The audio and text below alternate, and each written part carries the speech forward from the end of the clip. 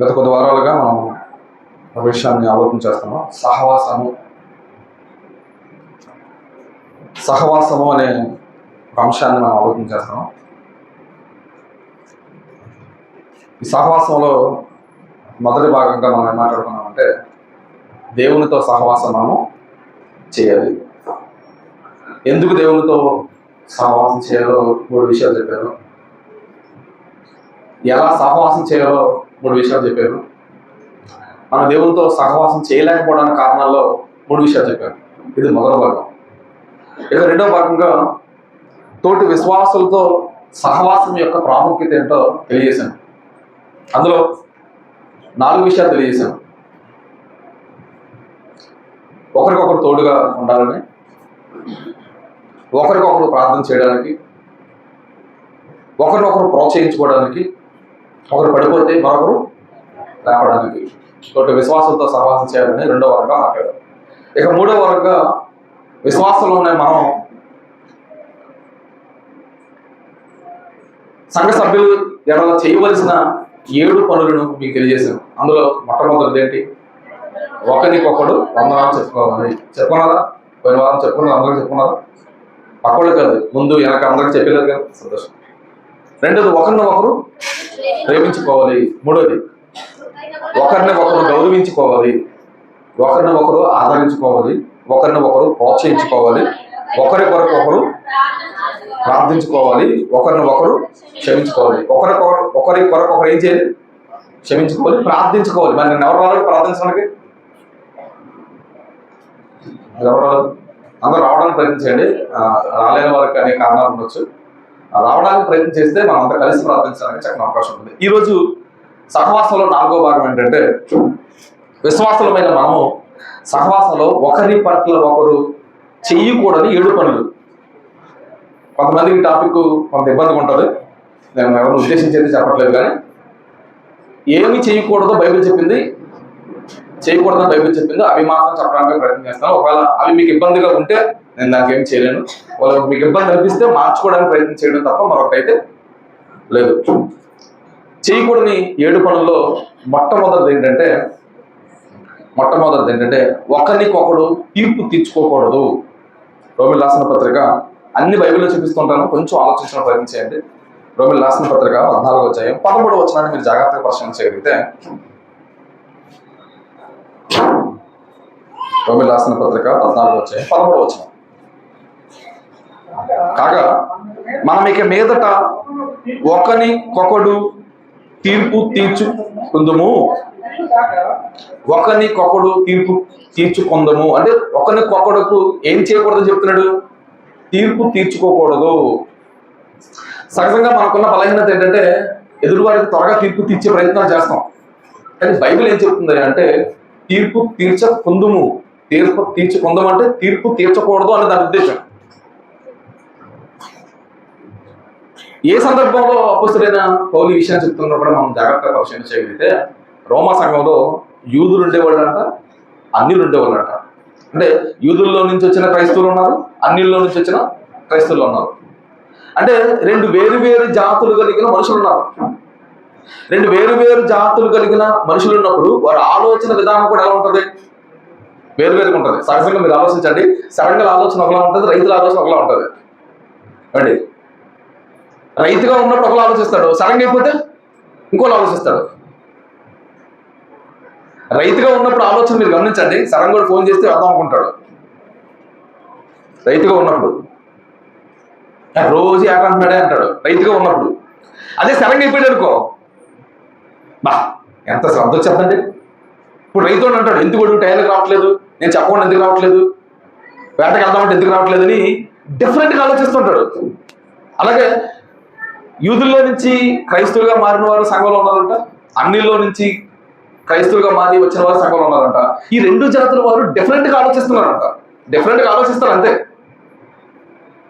2 వేరు ఉద్దేశం కలిగిన మనుషుల సంఘంలో ఉన్నప్పుడు వాళ్ళు ఒకేలా ఆలోచించాలని రూల్ అంటే ఏమి లేదు. ఇప్పుడు రోమా సంఘస్థులతో అపొస్తలుడైన పౌలు ఏం చెప్తున్నాడు అంటే మీరు ఒకరికొకరు తీర్పు తీర్చుకోవద్దని చెప్తున్నాడు. ఎందుకు అలా తీర్చుకోవద్దు అన్నాడు? అసలు ఏం జరిగిందని ఆ రోమా సంఘంలోకి వెళ్ళి మనం చూడగలిగితే అసలు ఏం జరిగిందంట 14వ అధ్యాయం 2వ వచనం చూడండి, ఏం జరిగిందో వాడు చెప్తున్నాడు.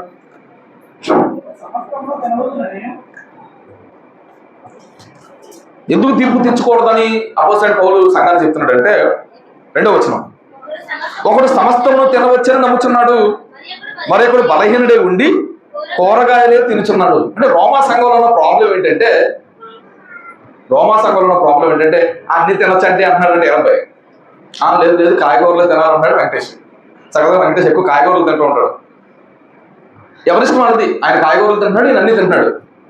అంటే రోమా సంఘంలో ఉన్న ప్రాబ్లం ఏంటంటే, అన్ని తినొచ్చని ఒక ఆయన అంటాడంట,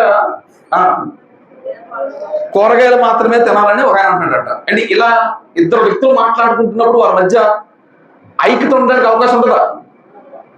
ఆయన రేట్ అని చెప్తూ ఉంటాడు, ఈయన రేట్ అని చెప్తుంటాడు. కనుక ఇలా ఇద్దరు ఒకరు మాత్రం ఒకరు గెలిపించుకోవాలనుకున్నప్పుడు, నాది రేట్ అని చెప్పాలనుకున్నప్పుడు ఖచ్చితంగా వారి మధ్య ఏముండడానికి అవకాశం ఉండదు, ఐక్యత ఉండడానికి అవకాశం ఉండదు. ఇప్పుడు అపోస్తలుడైన పౌలు ఏం చెప్తున్నాడు అంటే, 3వ వచనం ఏం మాట్లాడచ్చు చూడండి. 3వ వచనం ఏం చెప్తున్నాడు? 2వ వచనం చదువుదాం. 2వ వచనం, ఒకడు సమస్తమును తినవచ్చని నమ్ముచున్నాడు, మరొకడు బలహీనుడు వెళ్ళి కూరగాయలే తినుచున్నాడు. తినేవాడు తిననవారిని తునీకరించకూడదు, తినేవాడు తునీకరించకూడదు, తిననివాడు తిన్నవారిని తిరిగి తెచ్చకూడదు. ఏంటంటే కాయగూరలు తినేవాడు అంటున్నాడంట, అన్ని తినేవాడితో తప్పులు చేస్తుంది అంటున్నాడంట. అన్ని తినేవాడు ఏమంటాడంట, నువ్వు కాయగూరలు మాత్రం తినాలంటే నీ తప్పు అంటున్నాడు. కానీ బైబిల్ ఏం చెప్తుందంటే, నువ్వు తిన్నావు కదా ఆ తిన్నవాడిని నువ్వేమనొద్దు, నువ్వు అది తిన్నావు కదా ఇది తినవాడిని నువ్వేమి అనొద్దు, ఒకరికొకడు ఏం తీర్చుకోవద్దు, తీర్పు తీర్చుకోవద్దు. అంటే ఈ రోమాపత్రిక 8వ అధ్యాయంలో 14వ అధ్యాయం ఏం చెప్తున్నాడంటే, ఒకరికొకడు తీర్పు తీర్చుకోవద్దు అని చెబుతూ, ఒకరికొకరు తీర్పు తీర్చుకోవద్దు అని చెప్పి ఏ విషయాల్లో చెప్తున్నాడంటే, చాలా విషయాలు చెప్తుంటాడు. మచ్చికి మీకు కూడా చెప్తున్నాడు. ఒకటేంటంటే, కాయగూరలు తినేవాడు మాంసం తినేవాడిని ఏమనకూడదు, మాంసం తినేవాడు కాయగూరలు తినేవాడిని ఏమనకూడదు. వీడు ఆడికి తీర్పు తెచ్చకూడదు, ఇతగాడు తీర్పు తెచ్చకూడదు, అతగాడు ఇతను తునీకరించకూడదు, ఇతగాడు అతను తునీకరించకూడదు. ఎందుకంటే అక్కడే సమాధానం ఉంది. 3వ వచనంలో సమాధానం ఉంది, చివరి లైన్లో. 3వ వచనంలో చివరి లైన్లో ఉంది చూడండి. ఏలి అనగా దేవుడు అతను చేర్చుకున్నాడు. నువ్వేవాడు మధ్యలోని అది తినకూడదు నువ్వేవాడు? కాయగూరలు తినేవాడిని దేవుడు తెచ్చుకుంటాడు, మాంసం తినేవాడిని దేవుడు తెచ్చుకుంటాడు. కాయగూరలు తినేవాడిని మాంసం తినేవాడు తీర్పు తెచ్చకూడదు, మాంసం తినేవాడు కాయగూరలు తినేవాడిని తీర్పు తెచ్చకూడదు. అంటే మొత్తం మీద ఈ 14వ అధ్యాయంలో రోమా సంఘస్థులతో అపోస్తలుడైన పౌలు ఏం చెప్తుందంటే, మీరు ఒకరికొకరు ఏం తీర్చుకోవద్దు, తీర్పు తెచ్చుకోవద్దు. ఎందుకంటే దేవుడు అతను చేర్చుకుంటాడు, నువ్వెవడు మధ్యలోనే. ఇంకా గట్టిగా మాట్లాడు, అసలు తీర్పు తెచ్చినా నువ్వు ఎవడు అంటారు చూడండి కింద. పరుని సేవకుని తీర్పు తెచ్చిన నువ్వెవడు? అసలు నువ్వు ఎవరికి సంఘంలో ఏం చేయకూడదు, తీర్పు తీర్చకూడదు. దేవుని సంఘంలో ఒకరినొకరు అంగీకరించుకోవాలే కానీ తీర్పు తీర్చకూడదు. ఆ తీర్పు తీర్చాలనే మైండ్ మనలో అసలు ఉండకూడదంట, అసలు ఆ మైండ్ రానికూడదంట. ఇదే విషయాన్ని యేసుక్రీస్తు వారు కూడా చెప్తున్నాడండి. ఇదే విషయాన్ని యేసుక్రీస్తు కూడా చెప్తున్నాడు. మత్తయి సువార్త 7వ అధ్యాయం 7వ అధ్యాయం 1వ వచనం. ఏ విషయాల్లో తీర్పు తెచ్చకూడదని చెప్తున్నాను? ఏ విషయాల్లో తీర్పు తెచ్చకూడదు? వ్యక్తిగతమైన విషయాలు ఉంటాయి చూసా, వ్యక్తిగత విషయాలు ఉంటాయి. ఈ వ్యక్తిగతమైన విషయాలకు సంబంధించి నీకు నచ్చేది నాకు నచ్చింది, నా విషయంలో నువ్వు అనకూడదు, నీ విషయం నేను అనకూడదు. ఈ విషయాల్లో మనం తీర్పు తెచ్చుకోకూడదు. ఒకరినొకరు అంగీకరించుకునే ప్రయత్నాలు చేయాలి తప్ప తీర్పు తీర్చుకోవడానికి మనం ప్రయత్నాలు చేయకూడదు. అదే విషయాన్ని యేసుక్రీస్తు చెప్తున్నాడు. మత్తయి సువార్త 7వ అధ్యాయం 1వ వచనం. మీరు తీర్పు తీర్చకుడి, అప్పుడు మిమ్మల్ని గురించి తీర్పు తీర్చబడదు. నాగేశ్ వెంకటేష్ అన్నాడు అనుకోండి, వెంకటేష్ కూడా తీర్పు తెచ్చబడుతుంది. ఇప్పుడు వెంకటేష్ నాగేశ్ అన్న మరొకరు ఖచ్చితంగా ఏం తెచ్చబడుతుంది, తీర్పు తీర్చే అవకాశం ఉంటుంది. కనుక ఎవరికి మీరు తీర్పు తీర్చొద్దు. ఒకవేళ తీరిస్తే మీకు కూడా ఏమో తీర్చబడుతుంది, తీర్పు తీర్చబడుతుంది అని చెప్తున్నాడు. ఒకవేళ తెగించి తీర్పు తీర్చొద్దని బైబిల్ చెప్తుంది. తెగించి తీర్పు తీర్చామనుకో ఏం జరుగుతుంది అంట 2వ వచనం. మీరు తీర్చు తీర్పు చెప్పునే మిమ్మును గూర్చి తీర్పు తీర్చబడను, మీరు కొలిచి కొలత చెప్పునే మీకును కొలబడను. బైబిల్ తీర్పు తీర్చొద్దు అని చెప్పిన తర్వాత కూడా తీర్పు తీర్చామనుకోండి, అలాగే నీకు కూడా ఏమవుతుంది, తీర్పు తీర్చబడుతుంది. అంటే యేసుక్రీస్తు వారి మాటల్లో ఉన్న ఉద్దేశాలను కూడా మనం పట్టుకోగలిగితే మన సహోదరుల పట్ల మనం ఏం చేయకుండా ఉండడానికి ప్రయత్నం చేయాలి, తీర్పు తీర్చకూడదు, అంగీకరించడానికి ప్రయత్నం చేయాలి తప్ప తీర్పు తీర్చకుండా ఉండడానికి మన ప్రయత్నం చేయాలి. యేసుక్రీస్తు ఒక అద్భుతమైన మాట మాట్లాడుకుంటాడండి 3వ వచనంలో. ఆయన మళ్ళీ తెగించి మాట్లాడతాడు 3వ వచనంలో. ఒకవేళ తీర్పు తెగించి నువ్వు తీర్చేస్తుంటే 3వ వచనంలో మాట్లాడుతున్నాడు, నీ కంటిలో నీ కంటిలో ఉన్న దూలమును ఎంచక నీ సహోదరుని కంటిలో ఉన్న నలుసుని చూచితేలా? నీ కంటిలో దూలముండగా నీవు నీ సహోదరుని చూచి నీ కంటిలో ఉన్న నలుసును తీసుకొని వెయ్యమని చెప్పనేలా? వేషధారి, మొదటి నీ కంటిలో ఉన్న దూలమును తీసుకొనము, అప్పుడు నీ సహోదరుని కంటిలో ఉన్న నలుసును తీటుకు నువ్వు నీకు తేటగా కనబడను. ఏం చెప్తున్నాడు? బాబు, నీ కంటిలో నలుసు ఉందా? నీ కంటిలో దూలం ఉంది, పక్కడి కంటిలో ఉంది నలుసు ఉంది. ఆ దాంట్లో చిన్నది ఉంటే బోధర్థం పెట్టి చూస్తున్నావు. ఆ చేసిన తప్పుడు బోధర్థం పెట్టి చూస్తున్నావు. అలానే నువ్వు మంచోడు అంటే నువ్వు చెడ్డడువే. ఒక్క మాటలో చెప్తానండి, భూమి మీద ఉన్న మనుషులందరూ ఎవరు చెడ్డలే. నేను మిమ్మల్ని అన్న సమస్య, మీరు నన్నన్న సమస్య. చిన్న చిన్న తప్పులు మనం వేలెత్తి చూపించే ప్రయత్నం చేస్తాం, కానీ మనమే పెద్ద పెద్ద తప్పులు చేసుకుంటాం. పెద్ద పెద్ద తప్పులు చేసేవాడు కూడా చిన్న చిన్న తప్పులు చేసేవాడు నిందించేస్తూ ఉంటాడు. వీళ్ళందరి గురించి బైబిల్ ఏం చెప్తుందంటే, మీరు మీ సహోదరులకు తీర్పు తీర్చకుండా ఉండడానికి ప్రయత్నించండి. అసలు మీ సహోదరులకు ఏం తీర్చొద్దు? తీర్పు తీర్చొద్దు. ఒక్క మాటలో చెప్తానండి, దేవుని వాక్యపు వెలుగులో ఎప్పటికప్పుడు మనల్ని మనం పరీక్షించుకోవాలి తప్ప ఎదుటి వారికి ఏం తెచ్చకూడదు? తీర్పు తెచ్చకూడదు. మనల్ని మనం పరీక్షించుకోవాలి. మనం పరీక్షించుకుంటే మంచిది. పక్కన చూసామనుకోండి, అన్ని సమస్యలే. సహవాసంలో ఒకరికొకరు తీర్పు తీర్చుకుంటే వారి మధ్య సహవాసాన్ని కోల్పోయే ప్రమాదం ఉంటుందండి. వారి మధ్య పగలు పెరుగుతాయి, వారి మధ్య ద్వేషాలు పెరుగుతాయి, వారి మధ్య అసూయ పెరిగే ప్రమాదం ఉంటుంది. పగలు పెరుగుతాయి, కలహాలు పెరుగుతాయి, విడిపోవడానికి అవకాశం ఉంటుంది తప్ప కలవడానికి ఏముండదు, అవకాశం ఉండదు. తీర్పు తీర్చుకునే ఈ ప్రయత్నాలలో విడిపోవడం తప్ప కలవడానికి ఏముండదు, అవకాశం ఉండదు. దేని విషయంలో ఇతరులకు మనం ఏం తీర్చకూడదు? తీర్పు తీర్చకూడదు. ఇదే విషయాన్ని అపోస్తలుడైన పౌలు మళ్ళీ చెప్తూ ఉంటాడండి. రోమా సంఘస్థుల గురించి చెప్తూ ఆయన 2వ వచనంలో కూడా విషయం ఎంత బలంగా చెప్తున్నాడు అక్కడ. రోమీయులకు రాసిన పత్రిక 2వ అధ్యాయం 1వ వచనం. కాబట్టి తీర్పు తీర్చు మనుషుడా, నువ్వు ఎవడవైనా సరే నిరుత్తుడువై ఉన్నావు.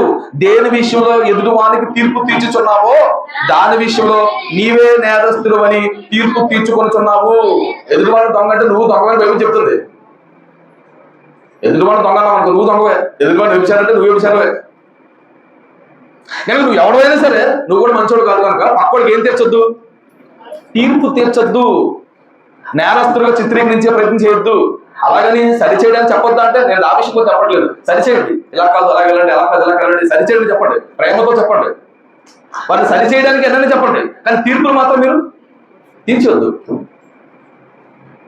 తీర్పులు తెచ్చొద్దు. చాలా అది మంచి పద్ధతి కాదండి. అంటే కన్ఫర్మ్ చేయొద్దు అంటాడు. దొంగడు నువ్వు కన్ఫర్మ్ చేయొద్దు ఎదురు దగ్గర. మనకున్న జాడ్యం ఏంటంటే తప్పు చేసిన దగ్గరికి వెళ్ళి చెప్తాం లేదు తెలియదు, కానీ ఊరికి చెప్తామండి. ఇది ఒక దరిద్రం ఉన్నది. మన సంఘంలో కుర్రాడు అంటే తప్పు చేస్తున్నాడు అంట, పక్క రాష్ట్రంలో ఉన్న కుర్రాడు నాకు ఫోన్ చేసి చెప్తున్నాడు, నీ సంఘంలో పలానా తప్పు చేస్తున్నాడు. నీకెవరు చెప్పాడంటే మన సంఘంలో చెప్పాడంట. నీకు చేతనైతే ఆ వ్యక్తి దగ్గరికి ఏం చేయి, సరిచేయి, ఇలా కాదు ఇలా ఉండని చెప్పు. ఎదుటి వారికి చెప్పు, కన్ఫర్మ్ చేయొద్దు. కన్ఫర్మ్ చేసే ప్రయత్నం చేయొద్దు. అదే బైబిల్ చెప్తుంది. నువ్వు ఎవడమైనా సరే, నువ్వు ఎవడమైనా సరే, 2వ వచనం 1వ వచనం. కాబట్టి తీర్పు తీర్చు మనుషుడా, నువ్వు ఎవడమైనా సరే నిరుత్తులువై ఉన్నావు. దేని విషయంలో ఎదుటి వారికి తీర్పు తీర్చుచున్నావో దాని విషయంలో నీవే నేరస్తులు అని తీర్పు తీర్చుకొనుచున్నావు. ఎలాగనగా తీర్పు తీర్చి నీవును అట్టి కార్యములే చేయుచున్నావు కావా? నువ్వెవరు మంచోడు పెట్టి, నువ్వే శుభ్రత పెట్టి, నువ్వు దొంగవే, నువ్వు మంచోడు కాదు. ఏదో విషయంలో నేనేమంటానంటే ఏదో విషయంలో నువ్వు చెడ్డడు అంటున్నా. ఎందుకు అర్థం అంటున్నానంటే మనుషులుగా మనం ఎవరు అని చెడ్డం అలా. మనుషులుగా మనం ఎవరు? నువ్వు ఎంత దేవుడిని నమ్ము, ఎంతగా నువ్వు భక్తి చేయి, ఏదో కోణంలో మనం చెడ్డం. దేవుడి దగ్గరికి వచ్చి అంటే ఏం చెప్పాలంట, ఏం చెప్పుకోవాలంట మనం? యోహాను రాసిన మొదటి పత్రిక మొదలు చేయి. యోహాను రాసిన మొదటి పత్రిక మొదలు చేయి.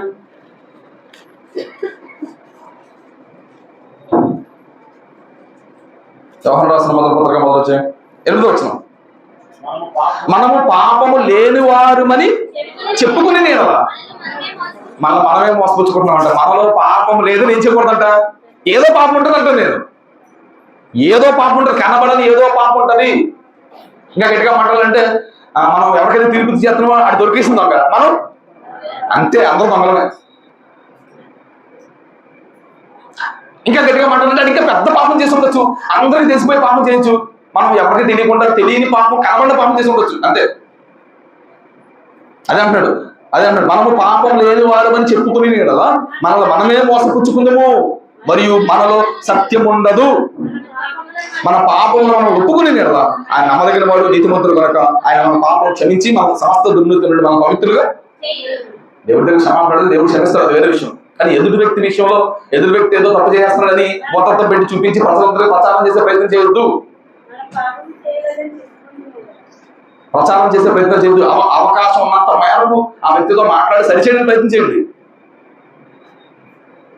సరిచేయడం ప్రయత్నం చేయండి. అదే అపోస్తలుడైన పౌలు మాట్లాడుతున్నాడు, చాలా బలంగా చెప్తున్నాడు, నీ ఎవడమైనా సరే నువ్వు తీర్పు తెచ్చొద్దు, నువ్వు కూడా దొంగవే, నువ్వు కూడా అలాంటి కార్యాలు చేస్తున్నావు అని చెప్తూ ఆయన కొన్ని తప్పుల కోసం మాట్లాడుతున్నాడండి. 21 వచ్చిన రోమిలకు రాసిన పత్రిక 2వ అధ్యాయం 21లో మాట్లాడుతుంటాడు, చాలా బాగా మాట్లాడుతుంటాడు ఆయన. ఎదుటి వానికి బోధించి నీకు నీవే బోధించుకోవా, దొంగలేవద్దని ప్రకటించి నీవు దొంగలించుదువా, వ్యభిచరించవద్దని చెప్పుచున్న నీవు వ్యభిచరించుదువా, విగ్రహములను అసహించుకుని నీవు గుళ్ళను దోచుదువా, వీటి వల్ల దేవుని అవమానం పరుచుదువా, రాయబడిన ప్రకారం మిమ్మల్ని బట్టే కదా దేవుని నామం అన్ని జనుల మధ్య దూషింపబడుతుంది. అరే దొంగతనం చేయొద్దని వెళ్ళి దొంగతనం చేస్తావు తీర్పు తీస్తావు, నువ్వు దొంగతనం చేస్తూ నువ్వు తీర్పు తెచ్చొద్దు. అటు పక్కడు దొంగతనం చేయొచ్చు, నువ్వు దొంగతనం చేయొచ్చు, ఇంకో పాపం చేస్తున్నావు అంటున్నాను నేను. అటు పక్కడు వ్యభిచారం చేస్తున్నాడు, నువ్వు వ్యభిచారం చేయకపోవచ్చు, ఇంకో పాపం చేస్తున్నావు అంటున్నాను నేను. ఏదో పాపం చేస్తున్నావు నువ్వు. కనుక వ్యక్తిగత విషయాలకు సంబంధించి సరి చేయడానికి ప్రయత్నించాలి తప్ప తీర్పులు తీర్చే ప్రయత్నాలు మనం చెయ్యకూడదు. ఎదుటి వ్యక్తుల దగ్గరికి వెళ్ళి దాన్ని ప్రచారం చేసే ప్రయత్నాలు కూడా మనం చెయ్యకూడదు. నేర్చుకోవాల్సిన పాఠం చెప్పన ఇతరులకు తీర్పు తీర్చడం అన్నది మానేయాలి. మనమే పరీక్షించడం అన్నది ఎప్పటికప్పుడు ఏం చేయాలి, నేర్చుకోవాలి. మరి చెప్తున్నాను, నేర్చుకోవాల్సిన పాఠం ఇతరులకు తీర్పు తీర్చడం అన్నది ఏం చేయాలి, మానేయాలి. మనమే ఎప్పటికప్పుడు మనం తీర్పు తెచ్చుకోవాలి. ప్రభువుల్లో పాల్గొన్నప్పుడు మనమే ఏం చేయాలి, విమర్శించుకోవాలని చెప్తుంటాడు. ప్రభువుల్లో మనం అంతా పాల్గొంటాం కదా, ప్రభువుల్లో పాల్గొన్నప్పుడు ఏం చేయాలో చెప్తున్నాడు చూడండి. కొరింథీయులకు రాసిన మొదటి పత్రిక మొదలు వచ్చాయి, కొరింథీయులకు రాసిన మొదటి పత్రిక 11వ అధ్యాయం 31వ వచనం. 31వ వచనం. అయితే మనల్ని మనమే విమర్శించుకున్న ఎడల తీర్పు పొందకపోదుము. మనము తీర్పు పొందిన ఎడల లోకంతో పాటు మనకు శిక్షావిధి కలిగి ఉంటే ప్రభు చేత శిక్షింపబడుచున్నాము. మనమే ఏం చేసుకోవాలంట, మనమే విమర్శించుకోవాలంట. మనమే తీర్పు తెచ్చుకోవాలి. నేను మంచోడా కదా మనం ఒకసారి అనుకొని ఈ విషయంలో బాగా సరి చేసుకోండి, సరి చేసుకోవడానికి ప్రయత్నం చేయాలి. అర్హత లేకుండా, పవిత్రత లేకుండా మన ప్రభు బలం ఏం చేయకూడదు, పాల్గొకూడదు. అర్హతతో పవిత్రతతో పాల్గొనడానికి మనం ఎప్పటికప్పుడు ఏం చేస్తుండాలి, ప్రయత్నం చేయాలి. అలా చేయాలంటే ఎప్పటికప్పుడు మనం ఏం చేయాలి, మనమే తీర్పు తీర్చుకోవాలి, మనమే విమర్శించుకోవాలి. ఇదే మంచిది. సహవాసంలో ఎదుటి వ్యక్తికి ఎప్పుడు తీర్పు తెచ్చుకోవడం. గట్టిగా మాట్లాడే తీర్పు తీర్చేది మనం కదరా, తీర్పు తీర్చే పని మన కదరా, తీర్పు తీర్చే పని ఎవరిది, దేవుడిది. నీకు నాకు మనందరికి తీర్పు తీసేది ఎవరు, దేవుడు. కనుక సహవాసంలో సహోదరుల పట్ల ఒకరికొకరు తీర్పు తీర్చుకోకుండా ఉండడానికి ఏం చేయండి, ప్రయత్నం చేయండి. అలాగని ఎవరికి ఏం చెప్పొద్దు అన్న ఉద్దేశం కాదు. తప్పు చేస్తున్నారని మీకు అనిపించింది అనుకోండి, వెళ్ళి చెప్పండి, వెళ్ళి సరిచేయడానికి ప్రయత్నం చేయండి. ప్రచారం చేయొద్దు, వెళ్ళి చెప్పండి. ఈ మధ్య కొంతమంది బలిదేరండి, ఏదైనా ఇక్కడికి చెప్పండి అన్నాం అనుకోండి, నడిపించండి అన్నాం అనుకోండి, ఏదైనా చేయండి చెప్పండి. మేము బాబా కట్టలేదు, ఎవరు బాబా అనుకుంటానండి, నాకు అర్థం కట్టలేదు, సిగ్గేట్లేదా మాట చెప్పడానికి. మేము బాబా కట్టలేదండి, మేము సరిగ్గా ఉండట్లేదండి, మేము చెప్పండి. ఎవడు నేను బాగా బతకొద్దన్నాడు, నేను సిగ్గేట్లేదా మాట చెప్పడానికి. నువ్వు క్రీస్తు ఎందుకు మేము బాప్తిసం తీసుకున్నాం, బాగా బతకడానికే కదా. బాగా బతకడానికి నువ్వు బాప్తిసం తీసుకొని బాగా బతకడానికే ప్రార్థనకు వస్తూ మేము బాగా బతకట్లేదండి అక్కడ పెట్టు. బాగా బతకడానికి నువ్వేం చేయట్లేదు, ప్రయత్నం చేయట్లేదు. ప్రయత్నం చేయి. ఈ రోజు కాబట్టి ఆ రోజు తర్వాత రోజున మాట నువ్వు అన్నం మానేస్తావు. సంవత్సరాల తరబడి ప్రార్థనకు వస్తున్నా మేము కట్టగలేవు అంటే ఎప్పుడు కొంటావు, కట్టకుండా నువ్వు ప్రయత్నం చేయాలి కదా. కొండన్న అక్కడి నుంచి ఆ ప్లేస్ నుంచి మొత్తం ఊడిపోవాలంటే నువ్వేం చేయాలి, రోజుకు ఒకసారి రాయని తీయాలి కదా. తినగా వేమ తీయగలిగినట్లు బాగా బతకాలి అన్నాను కూడా నువ్వేం చేయాలి, ప్రయత్నం చేయి. ప్రయత్నం చేస్తే ఆనందం చెప్పు. లేదంటే నేను ప్రయత్నం చేసిన అవదని అంటావా? మానేది మంచిది. ఇక్కడికి వచ్చి నువ్వు ఏ ప్రయత్నం చేయకుండా నువ్వు అలాగే బతకడం వల్ల ఉపయోగం ఏంటి? ఉపయోగం ఏంటి? లేదా నీ వల్ల నీకైనా ఉపయోగం ఉండాలి, నీ వల్ల సంఘానికైనా ఉపయోగం ఉండాలి. నేను ఇంకొక బలమైన మాట చెప్పే ప్రయత్నం చేస్తున్నానండి. మన సంఘంలో చాలా మంది బాప్తిస్తం తీసుకోలేదు. ఎందుకు తీసుకోలేదో, వాళ్ళు ఎందుకు బాప్తిస్తం తీసుకోలేదో తీసుకున్న వాళ్ళు అందరూ అడిగేళ్ళంటే చెప్తారండి. అదే చేస్తాను, ఎందుకు తీసుకోలేదు? అడనే మాట చెప్పనా, మన సంఘంలో ఎవడ బాగున్నాడు అన్నా, అదేంటి ఎవడ బాలేడా, అడిగి తెలిసి ఎవడెవడ బాగాలేడు అడిగి తెలిసి అడగని చెప్తాడు. ఆ పక్క వెనకాల తాతయ్యలు ఉన్నాడు, ఆయన అడగని బాగా చెప్తాడు. వాళ్ళందరూ గమనిస్తున్నారు. వాళ్ళు బాప్తిస్తం తీసుకోకపోవడానికి కారణం మనమే. మనం బాగుంటే ఖచ్చితంగా ఏం చేస్తారు?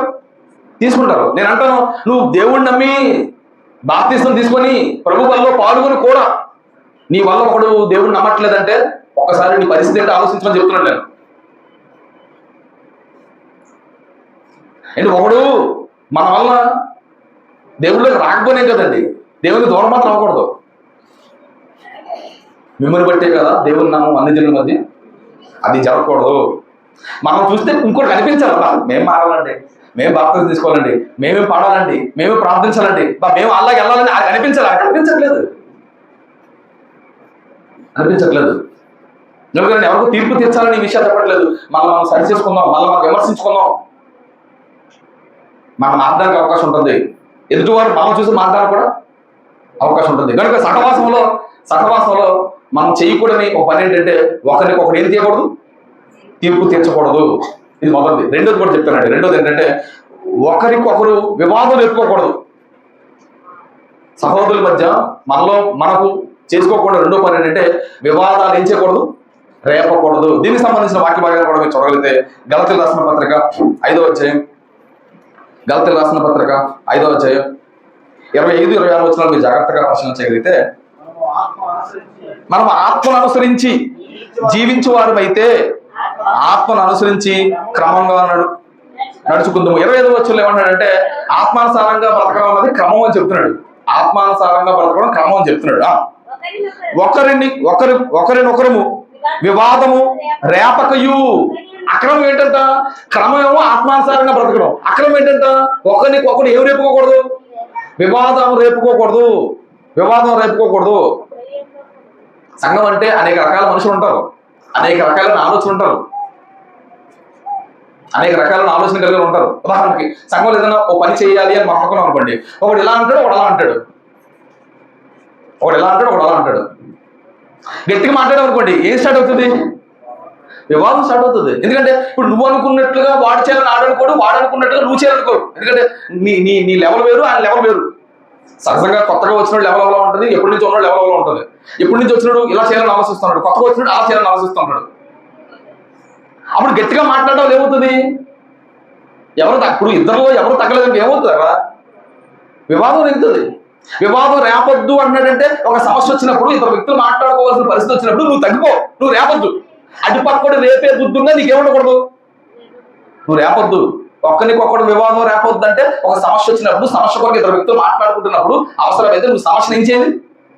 నువ్వు సమస్యను చల్లార్చాలి. ఎందుకు సమస్యను చల్లార్చాలంటే బైబిల్ చెప్తుంది వివాదాన్ని ఏం చేయకూడదు? రేపకూడదు. ఆడు రేపుతాడు, ఆడు మంచోడు కదా, రేపుతాడు. ఆడు రేపుతాడు కదా, నువ్వు కూడా ఎదుర్కొకరు మాట్లాడుకోయి నువ్వు వివాదాన్ని ఏం చేసుకోకూడదు? రేపకూడదు, పెంచకూడదు, తగ్గించడమే. వివాదాన్ని ఏం చేయాలి? మనం తగ్గించాలి. వివాదం ఎప్పుడు దొరుకుతుంది? చూడండి ఏమంటాడు సామెతల గ్రంథం 15వ అధ్యాయం మొదలు వచనం. సామెతల గ్రంథం 1వ అధ్యాయం 15వ వచనం.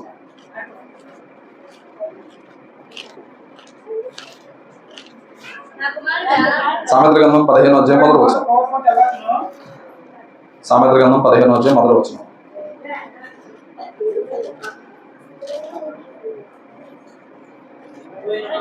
మృదువైన మాట క్రోధమును చల్లార్చును, నొప్పించు మాట కోపమును రేపును. వివాదం ఎప్పుడు స్టార్ట్ అవుతుంది? నొప్పించే మాటలు మాట్లాడుకుంటే ఏమవుతుంది? వివాదం రేగుతుంది. ఇప్పుడు ఏదైనా పని చేయాలని కూర్చొని మాట్లాడుతున్నప్పుడు అటు పక్కడు ఏదైనా కొంచెం కంట్రోల్ చెప్పి మాట్లాడినా, నువ్వు కూడా కంట్రోల్ చెప్పి మాట్లాడావు అనుకోండి, నువ్వు ర్యాష్గా మాట్లాడుకోండి, వివాదం పెరుగుతుంది. కనుక వివాదం పెరగకుండా ఉండాలి అంటే నొప్పించే మాటలు మాట్లాడుకోకుండా, పోలే అటు పక్కడు ఎవరో తగ్గడం ఎందుకోసం మనమే తగ్గిపోతామని మనం కానీ దిగిపోయాం అనుకోండి, ఏమవుతుంది? వివాదం ఏమవుతుంది? మృదువైన మాట క్రోధమును చల్లార్చును. మృదువుగా మాట్లాడాలి, ప్రేమగా మాట్లాడాలి. ఆడు కంట్రోల్ చెప్పి మాట్లాడుతున్నా, నాదే నా వాదన గెలవాలని అంటున్నా. మనం తగ్గిపోవాలి, మనం తగ్గిపోయాం అనుకోండి, వివాదం ఏమవుదు కదా. మనకు లేదు అదే. నేను తగ్గుతాను, నేను తగ్గను. ఎప్పుడైతే నేను తగ్గనను అనుకుంటావో అప్పుడు వివాదం నెగుతుంది. నువ్వు తగ్గిపోయే వరకు సమస్య క్లియర్. ఆ కుక్క అరితే నోరు మూసుకుని ఉంటుంది అంతే. నువ్వు తగ్గిపోమంటున్నాను అది నా గోళ. నువ్వు తగ్గిపో, వివాదం ఏమైపోద్ది.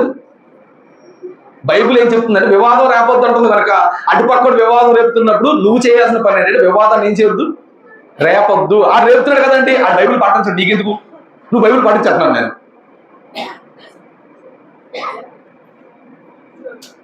అలాంటి నేను చెప్పింది రైట్ అండి అని మనం మన మన మన వాదన సమర్థించుకోవడానికి మాట్లాడుతాం తప్ప అటుపక్క వివాదం వల్ల అటుపక్క వ్యక్తిని పోగొట్టుకుంటాం అసలు మనం గమనించాం. సహజంగా మీరు గమనించండి, వివాదంలో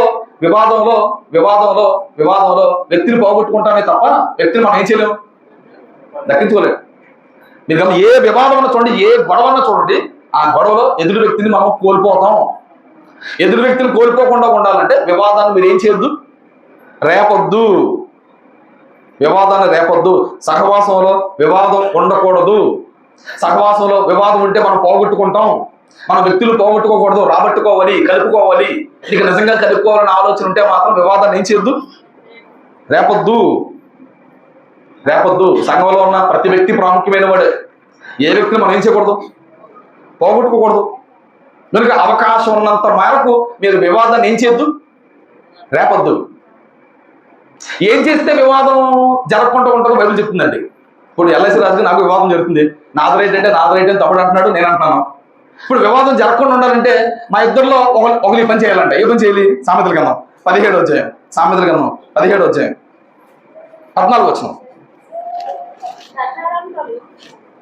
సామెతల గ్రంథం 17 అధ్యాయం 14 వచ్చిన. కలహారంభము నీటి గొట్టిన పుట్టు ఓట, వివాదం అధికము కాకమునుపే. దాన్ని విడిచిపెట్టామంటాడు. దాన్ని విడిచిపెట్టేసి వివాదం ఉండదు. గట్టిగా మాట్లాడాలంటే ఇప్పుడు తమ్ముడు నేను ఒక విషయం కోసం వాదించుకుంటున్నాం, ఎలా చేయాలి అలా చేయాలని. ఆయన తగ్గట్లేదు, నేను తగ్గట్లేదు.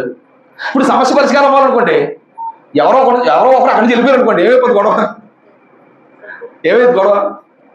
తగ్గిపోతుంది. అదే బైబిల్ చెప్తుంది. నేను వివాదం పెద్ద అవ్వకముందే, వివాదం రేగకముందే దాన్ని ఏం చేయను, విడిచిపెట్టే. ఒక మాట చెప్పాలంటే ఆ ప్రాంతం నుంచి ఏం చేయమంటున్నాడు దేవుడు. ఇద్దరు వ్యక్తులు గొడవ పెట్టుకుంటున్నారు కదా, ఇది చల్లారదు అది వెంటాలనుకుంటే అక్కడికి వెళ్ళిపోను.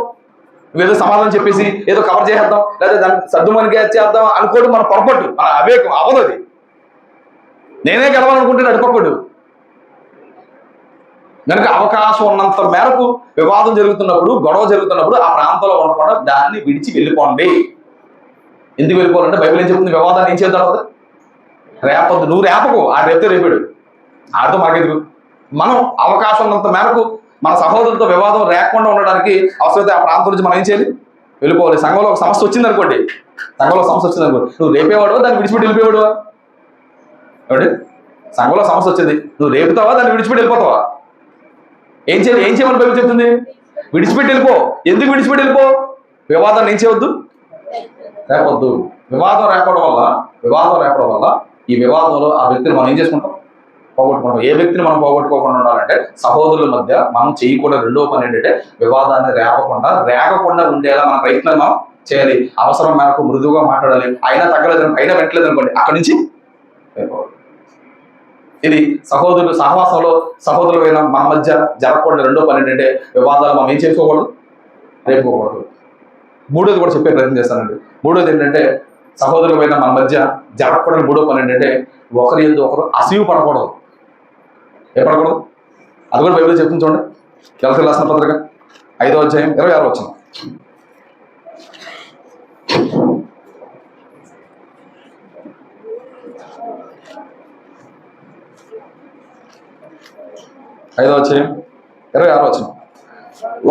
ఒకరినొకరము వివాదం రేపకయు, ఒకరి యందు ఒకరము అసూయ పడకయు.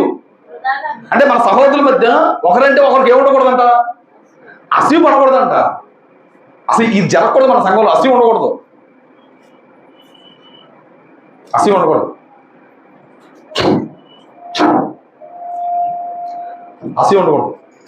అసూయ చాలా ప్రమాదం అండి. అసూయ చాలా ప్రమాదం. ఎంత ప్రమాదం చెప్పనా? నేను ముందుకు వెళ్ళలేదు, ఎవడన్నా ముందుకు వెళ్తే నువ్వు కుదురు ఉండలేదు. మళ్ళీ చెప్తున్నాండి, అసూయ ఎంత ప్రమాదం అంటే నిన్ను ముందుకు వెళ్ళలేదు, ఎవడన్నా ముందుకు వెళ్తుంటే నేను కుదురుగా ఉండలేదు. కనుక కనుక నిన్ను చంపేసుకోవడమా, ఆయన చంపేయడమా చేస్తుంది ఇది. నీకు నువ్వుగా ముందుకు వెళ్ళకపోతున్నావు, ఏంటి నేను ముందుకు వెళ్ళకపోతున్నాను అనేది బాధ ఉంటుంది. ఎందుకంటే ముందుకు వెళ్ళిపోతున్నాను కూడా బాధ ఉంటుంది. ఎప్పుడు అసూయ ఉంటే అది చాలా ప్రమాదం, అది ఉండకూడదు. మాకు ఒక మాటలు చెప్పాలంటే అసూయ అన్నది అసూయ అన్నది ఎవరికి ఉంటుందని శరీర సంబంధాలకు ఉంటుంది. ఆత్మీయులకు, ఆత్మ సంబంధులకు, వాక్యానుసారంగా బతకాలనుకున్నాడు ఏముండదు, అసూయ ఉండదు. ఎవరికి ఉంటుందో చెప్తున్నాడు చూడు అసూయ. కొరింథీయులకు రాసిన మొదటి పత్రిక 3వ అధ్యాయం 3వ వచనం. కొరింథీయులకు రాసిన మొదటి పత్రిక 3వ అధ్యాయం 3వ వచనం. మీలో అసూయు కలహమును ఉండగా మీరు శరీర సంబంధులైన మనుష్య రీతిగా నడుచుకున్నవారు కారా అన్నాడు. అంటే ఎవరికైతే అసూయ ఉంటుందో వాడు ఎవడంట? శరీర సంబంధులు అంట. శరీర సంబంధులకు అసూయ ఉంటది, ఆత్మ సంబంధులకు ఏముండదు, అసూయ ఉండదు. కొరింథీ సంఘంలో అసూయ ఉందంట, కలహం ఉందంట, కక్షలు ఉన్నాయంట, విభేదాలు ఉన్నాయంట, అన్ని ఉన్నాయంట. అలా అన్ని ఉన్న కొరింథీ సంఘంలో ఎవరంటే శరీర సంబంధులే కానీ ఆత్మ సంబంధులు వాళ్ళు కాలేరు. కనుక మనం ఆత్మ సంబంధులుగా ఉంటున్నప్పుడు, ఆత్మానుసారంగా జీవించాలనుకుంటున్నప్పుడు మనలో ఈ అసూయని ఏం చేయాలి? మనం విడిచిపెట్టాలి. ఎవరి విషయంలో మనం అసూయ పడకూడదు. వాక్యం వింటున్న మనలో ఒకవేళ అసూయ, కక్షలు, పగలు, ప్రతీకారం ఉన్నాయో ఒక్కసారి మనం ఏం చేసుకోవాలి? మనమే విమర్శించుకోవాలి. మనకున్న దరిద్రం పక్కోళ్ళు చూస్తూ ఉంటాం, ఏదో వచ్చింది అది గోళ. పక్కోళ్ళు చూడకుండా బాబు, పక్కోడు ఎలా ఉన్నాడో చూడకుండా బాబు, మనం ఎలా ఉన్నాం, మన పరిస్థితి ఏంటి? ఒక నిజంగా మనలో అసూయ ఉంటే మనం శరీర సంబంధంగా మిగిలిపోతాం. మనం శరీర సంబంధం కాదు, మనం ఆత్మ సంబంధులు. అసూయ యొక్క తీవ్రత, అసూయ యొక్క పరిస్థితి ఎలా ఉన్నదంటే ఎదుటివారు ఎదుగుతూ ఉంటే వారవలేదు. అసూయ యొక్క తీవ్రత ఎదుటివాడు ఎదుగుతుంటే ఏం చేయదండి? వారవలేదు. ఎవడు ఎదగడం ఇష్టం ఉండదు అసూయకి. బైబిల్ గ్రంథంలో మీరు గమనించండి, యేసోపు అన్నదమ్ములు యేసోపు మీద అసూయ పడ్డారంట. దేనికో చూడండి, చాలా విచిత్రంగా ఉంటుంది కదా. నేను ఇలా కూడా అసూయ పడతారంటే అసూయ పడతారు. చూడండి, ఆదికాండం 37వ అధ్యాయం 4వ వచనం.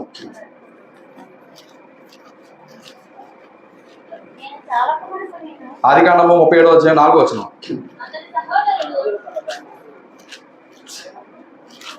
ఆదికాండము 37వ అధ్యాయం 4వ వచనం. అతని సహోదరులు తమ తండ్రి అతను అందరికంటే ఎక్కువగా ప్రేమించడం చూచినప్పుడు వారు అతని మీద పగబెట్టిరి. ఏంటి? చిన్న కొడుకుని ఎక్కువ ప్రేమిస్తారంట. చిన్న కొడుకుని ఎక్కువగా ప్రేమిస్తారు, మిగతా కొడుకులు ఏం చేస్తారండి కొడుకు మీద? ఇలా కూడా ఉంటారా? పగబెట్టడమే. సొంతంగా కూడా కదా. వాళ్ళు చిన్నాడు యేసోపుకి తల్లి లేదు, తల్లి చనిపోయింది. యాకోబుకి చాలా మంది భార్యలు కదా. ఎంతమంది భార్యలు? యాకోబు ఏంటి గోళం? 4 భార్యలు. ఒక భార్యకి సంబంధించిన కొడుకు యేసోపు తల్లి చనిపోద్ది. మిగతా కొడుకులకు సంబంధించిన తల్లులు ఉన్నారు. వీడికి సంబంధించిన తల్లి లేదు. చిన్నపిల్లడు తల్లి లేదు. నానేం చేస్తున్నాడు? తల్లి లేదు కదని ఎక్కువ ప్రేమిస్తున్నాడు. మిగతా అన్నదమ్ములు ఏం చేస్తున్నారు? ఆయన ఎక్కువ ప్రేమిస్తున్నాడని పగబెట్టారంట. అంటే ఎలా కూడా ఉంటారు మరి, ఎలా ఉంటారు? నాకు అర్థమవుతుంది, సంఘంలో ఎవరిని నేను ప్రేమించకూడదు. ఎందుకని నేను ఎవరిని ప్రేమించినా మిగతా అర్థం ఉంటుంది. కళ్ళు ఎవరిని ప్రేమించకూడదు. ఎందుకంటే ఆయన ఎందుకు ప్రేమిస్తున్నాడు, ఆయన ఎందుకు కలుపుకుంటున్నాడు, ఆయనలే ముందుకు ఎక్కుతున్నాడు. ఏంటి గోళ? నువ్వు కూడా ఎక్కరా నాయన, నువ్వు కూడా తిరగరా నాయన. ఇక్కడ అందరికీ ఉన్నాయి. ఇక్కడ ఎవరో ఎక్కువ కాదు, తక్కువ కాదు. మరి అందరూ అంటే నాకు ఇష్టం, ఐ లవ్ యూ. ఖాళీగా ఎవరుంటే అది వెనకాల తిప్పుకుంటాను అంతే. నువ్వు వచ్చినా తిప్పుకుంటా. మరి యేసోపు అన్నదమ్ముల యొక్క పరిస్థితి ఎలా ఉందంటే, తండ్రి తనను ఎక్కువగా ప్రేమిస్తున్నాడు అని అన్నలు ఏం చేస్తారంట? పగబెట్టారంట. వాళ్ళు పగబెడతారు. ఈ లోపు యేసోపు 2 కళ్ళు వచ్చాయంట. ఆ కళలో అన్నదమ్ముల దగ్గర చెప్పాడు. మొదటి కళ చెప్తున్నప్పుడు ఎలా ఉన్నారు? మొదటి కళ చెప్తున్నాడు. మొదటి కళ 8వ వచనం. అందుకు అతని సహోదరులు నువ్వు నిత్యముగా మమ్మల్ని ఏలుదువా? మొదటి కళ చెప్పాడు. అనయ్య కళ ఇలా వచ్చింది, నాకు ఇలాంటి కళ వచ్చిందని అన్నదమ్ములు చెప్తే అన్నదమ్ములు అంటున్నారు, నువ్వు నిత్యముగా మమ్మల్ని ఏలుదువా? మా మీద నువ్వు అధికారు అవుదువా అని అతనితో చెప్పి అతని కళను బట్టి, అతని మాటలు బట్టి అతని మీద మరింత పగబెట్టారంట. కళ వచ్చిందంట, అనే కళలో వచ్చింది అని చెప్పాడంట. కళ చెప్తే మరింత పగబెట్టారంట. నాన్న ప్రేమించినది పగబెట్టారు, ఓకే. కళ చెప్తే ఏం చెప్తారు? మరింత పగబెట్టారంట. రెండో కళ వచ్చింది. రెండో కళ కూడా చెప్తున్నాడు చూడండి. రెండో కళ 11 వచ్చిన అతని సహోదరులు అతను ఎందుకు అసూయ పడ్డారంట. అయితే అతని తండ్రి ఆ మాట జ్ఞాపకం ఉంచుకోను. ఇక నేను అడుగుతున్నాను, యేసోపు అన్నదమ్ముడు యేసోపు మీద ఎందుకు పగబెట్టారు? ఎందుకు మరింత పగబెట్టారు? ఎందుకు అసూయ పడ్డారు? తమ్ముడు ఎదగడం అనవడం ఏం లేదు, ఇష్టం లేదు, అంతే గోల. ఈ అసూయ అన్నది ఎప్పుడు వస్తుందంటే, ఎదుటోడు ఎదుగుతూ ఉంటే, ఎదుటోడు పచ్చగా ఉంటే, ఎదుటోడు బాగుపడితే మనం ఉండలేము. దొరక వస్తాయి మాకు. ఎప్పుడు ఎదుటోడు బాగుంటే. ఎదుటోడు బాగున్నప్పుడు నీకు దొరక వచ్చిందా, అర్జెంటుగా నువ్వు హాస్పిటల్కి వెళ్ళాలి. మన సహోదరులు బాగుండాలని కోరుకోవాలి, ఇది మంచిది, అంతేనా? మన సహోదరులు బాగుపడాలి. మన వాళ్ళు వ్యాపారం చేశారా, బాగుపడాలి. మనల్ని కొట్టిపెట్టారా, బాగుపడాలి. మనల్ని ఏ పని చేసినా మనల్ని బాగుపడాలని కోరుకోవాలి. నిన్నగారు మనం పొడి చేసి అప్పుడే మేము ఎప్పటి నుంచో పొడి చేసాం అని చెప్తే ఎదిగాడు, అడిగి పడ్డే, దేవుడు ఆయన ఆశీర్వదించాడు. ఆయన బట్టి మనం ఏం చేయాలి? ఆనందించాలి. మన కుళ్ళోలు అంటే ఈ కుళ్ళోలు అందరూ హాస్పిటల్కి వెళ్ళాలి. బైబిల్ చెప్తుంది, నాయన ఒకరి యందు ఒకరికి ఏముండకూడదు, అసూయ ఉండకూడదు. అసూయ ఉండకూడదు. అసూయ ఉండకూడదు. ఒక్క మాట చెప్తానండి, ఈ అసూయ కోసం ఒక సత్యం చెప్పాలనుకుంటున్నాను. ఎవరి మీద మనం అసూయ పడితే వాడు ఇంకా పైకి వెళ్ళిపోతాడు, గుర్తుపెట్టుకోండి. వాడు ఇంకా పైకి వెళ్ళిపోతాడు. యేసోపు అన్నదమ్ములు యేసోపు మీద అసూయ పడ్డారు, ఏమైపోయారు? నష్టపోయారు. యేసోపు ఎవరైనా నష్టపోయాడా? ఆర్థిక మంత్రి అయిపోయాడు. అసూయ పడ్డారేమో నష్టపోయారు, అసూయ పడ్డవారేమో నష్టపోయారు. ఎవరి మీద అయితే అసూయ పడ్డాడో ఆడి బాగా అయిపోయాడు, ఆర్థిక మంత్రి అయిపోయాడు. గుర్తుపెట్టుకోండి, ఎవరన్నా మీ అందరూ అసూయ పడితే మీరు కంగారు పడద్దు, మీరు గొప్పలు అయిపోవాలని అర్థం. మీకు కొంతమంది అసూయ పడేవాళ్ళు మీ పక్కన ఉండాలి, కోరుకోండి. ఆడు అసూయ పడాలి, మనం ఏమవ్వాలి? ఏంటి కొంతమంది ఆటో ఉంటుంది, ఈ ఏడుపులేని అదీములు లేదా, ఆడు ఏడాలి, నువ్వు గొప్పడు అవ్వాలి. ఏడ్చేవాళ్ళ కోసం మాట చెప్తారు, ఏడపని వాళ్ళు గొప్పలు అయిపోతారు. కనుక అసూయ పడద్దు, అసూయ పడద్దు, అసూయ పడద్దు. నేను ఒక మాట చెప్తా, అసూయ ఎంత నష్టాన్ని కలిగిస్తా చెప్పనా? సామెతల గ్రంథం 14 వచ్చిన చూడండి. అసూయ పడే వాళ్ళు చెప్తున్నాను, అసూయ పడే చెప్తున్నాను. సాత్వికమైన మనసు. సామెతల గ్రంథం 14 వచ్చిన, నన్ను కూడా తెలియదు. 14 వచ్చిన సాత్వికమైన మనసు శరీరమునకు జీవము, మత్సరము. అసూయకి పదే పదం మత్సరం. మత్సరం అన్న అసూయ ఒకటే. ఈ మత్సరం అంట ఎముకలకు కుళ్ళంట. బోన్ క్యాన్సర్ వచ్చేద్దాం, జాగ్రత్త. మీ ఎముకలు కుళ్ళిపోతాయంట. ఎముకలు? ఎవడైతే పక్కను చూసి అసూయ పడతాడో వాడికి ఏ క్యాన్సర్ వస్తుంది? బోన్ క్యాన్సర్ వస్తుంది. ఎముకలు కుళ్ళిపోవడం అంటే రా, ఎముకలు కుళ్ళిపోవడం ఏంటి? ఎముకలు కుళ్ళిపోతాయంట. లోపల ఆ రక్తాన్ని, ఆ ఎముకల మధ్య ఉన్న గుజ్జు, దాన్ని ఏమంటారు? Bone marrow. అదే రక్తాన్ని ఏం చేయాలి? ఉత్పత్తి చేయాలి. ఎముకే కుళ్ళిపోయింది అనుకోండి, ఇక బోన్ మేర ఎక్కడ, రక్తం ఎక్కడ? దాన్నే బోన్ క్యాన్సర్ అంటారు. అసూయ పరులకు సలహా, అసూయ పరులకు సూచన, రామా అసూయ పడద్దు. అసూయ పడితే మీకు ఏ క్యాన్సర్ వస్తుంది? మీకు బోన్ క్యాన్సర్ రావడం మేము చూడలేము. మామూలుగానే మనం బాగా క్యాన్సర్ వస్తే మామూలుగానే మనం బాగా అందంగా ఉండం. మనం క్యాన్సర్ వస్తే అసలు అందంగా ఉండం. కనుక ఎదుటోడి మీద ఏం పడద్దు? అసూయ పడద్దు. దేవుని పిల్లలమైన మనం ఎవరి మీద ఇలాంటి మనసు కలిగి మనం ఉండకూడదు. ఒకవేళ అలాంటి మనసు నీకు ఉంటే, దేవా ఈ మనసు నాకు తీసేదేవా అని ఎప్పుడు దేవుని కూడా ఏం చేయాలి? మనం ప్రార్థన, దేవా నాకు అలాంటి మనసు ఒకవేళ ఉందేమో, ఎవడన్నా బాగుపడుతుంటే ఓగో నాకు చేతులు గిల్లేసుకుంటున్నానేమో, పూసులాడేస్తున్నానేమో, వాళ్ళు పాడు చేసేయాలని ఏమన్నా ప్లాన్లు వేస్తున్నామో, దేవా వాళ్ళ చెడ్డ మనసు నాకు ఉంటే ఆ చెడ్డ మనసు తీసేమని ఏం చేయాలి? ప్రార్థన చేసుకో. మన పక్క వారు ఏమీ లేని స్థితిలో నుంచి ఉన్నతమైన స్థితికి వెళ్తూ ఉంటే వారిని బట్టి ఆనందించు. మా సహోదరులే ఏమీ లేదు, ఇగో దేవుడు గొప్ప స్థితికి తీసుకెళ్ళాడండి, వారిని బట్టి ఏం చేయి? దేవుని మహిమపరచు. అసూయపడద్దు.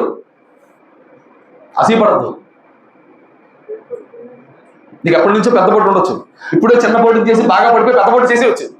మావుడండి, మనలో చిన్న పోటీ అండి, ఇప్పుడు పెద్ద పోటీ చేశాడండి, దేవుడు బాగా ఆశీర్వదించాడండి, వాడిని బట్టి ఏం చేయి? దేవుణ్ణి గణపరచు, దేవుడిని మహిమపరచు, దేవుడిని శుద్ధించు. అసూయపడద్దు. దండం నీకు. అసూయ పడకూడదు. బైబిల్ గ్రంథం మరొక ఆవిడ ఉంటుందండి, పేరు రాహేలు.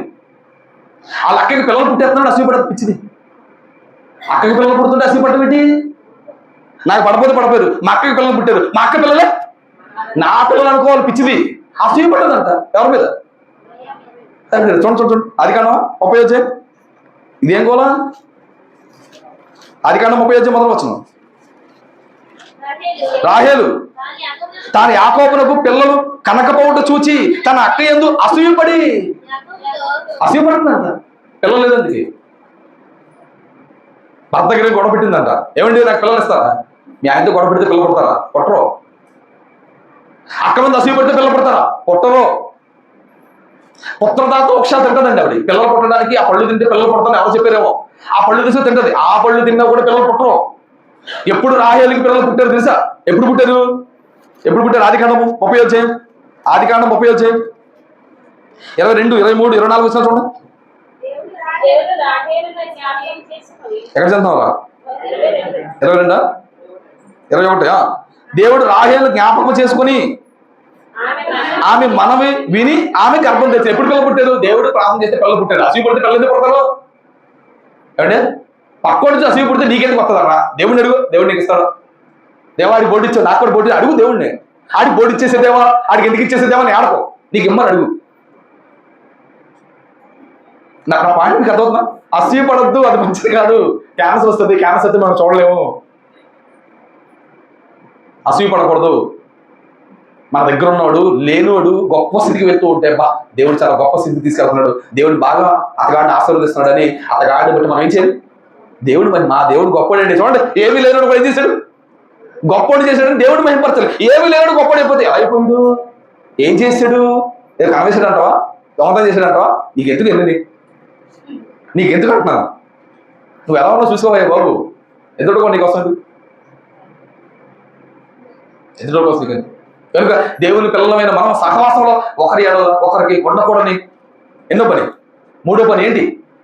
అసూయ పడకూడదు. మొదటిదేంటి? నువ్వే మంచోడు అని పక్కడు తీర్పు తెచ్చొద్దు. ఎవడన్నా గొడవను రేపుతూ ఉంటే అక్కడి నుంచి వెళ్ళిపో, ప్రశాంతంగా మాట్లాడు. నువ్వు మాత్రం గొడవని రేపొద్దు. 3వది అసూయ పడొద్దు. ఎదుగుతోడు ఎదుగుతూ ఉంటే బాగుపడుతుంటే వారం లేక నువ్వు అసూయ పడొద్దు. మావిడేనండి గొప్పడు ఏంటంటే ఆనందపడు, సంతోషించు, దేవుడు మహిమపరచు. బా నా కుమారుడు కూడా మంచి మనసు ఉంది, ఆడు బాగుపడుతుంటే ఆనందపడాలని మంచి మనసు ఉంది, నువ్వు బాగుపడాలని దేవుడు కోరుకుంటాడు. కనుక 3వదిగా సహోదరులమైన మన మధ్య ఉండకూడదు. 3వ పని ఏంటంటే అసూయ పడకూడదు. 4వది కూడా ఉందండి. 4వది ఏంటంటే ఒకరి యందు ఒకరు అతిశయ పడకూడదు. నేనే కింగు, నేనే తోపు, నేనే పుడుగును, నాకే ఉంది మీకు లేదు అని ఈ మాటలు ఎప్పుడు మనం చేయకూడదు. అసూయ పడకూడదు అండి. 4వది చూడండి, గలతీయుల రాసిన పత్రిక 5వ అధ్యాయం 26వ వచనం. గలతీయుల రాసిన పత్రిక 5వ అధ్యాయం 26వ వచనం.